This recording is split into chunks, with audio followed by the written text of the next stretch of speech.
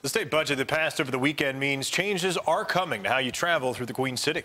Lawmakers set $9 million aside for the NFTA's light rail system that runs from UB through downtown Buffalo. News 4's Chris Horvitz learned how this money will be used. Chris? Well, state officials set up the budget a little differently this year. For the first time, they added a line specifically for the light rail system. It's never happened before. Not only will that help the NFTA make improvements, it could also have an impact on plans to expand rail service.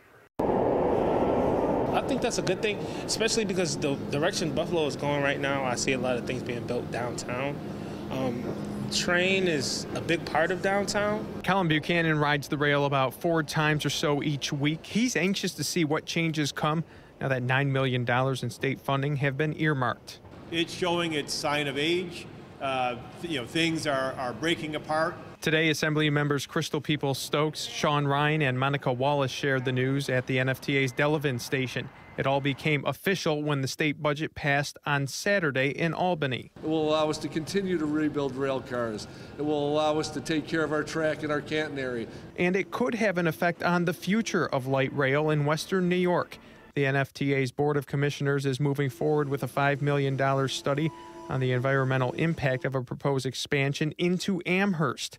That's also being paid for with state money and will take about 2 years to complete. Officials think this funding could lead to federal money if expansion is green-lighted. One of the items the federal government looks at when they judge whether or not to invest in a system's expansion is the state of current repair of the current system. So they look at both the state of good repair of the system. So we need to maintain all of our equipment at a high level of state of good repair, which is something we report on to the federal government. This funding will not cover all of the NFTA's capital costs this year. Officials say those amount to about $20 or $30 million annually, but this $9 million is being called a good start. Chris Horvitz, News 4.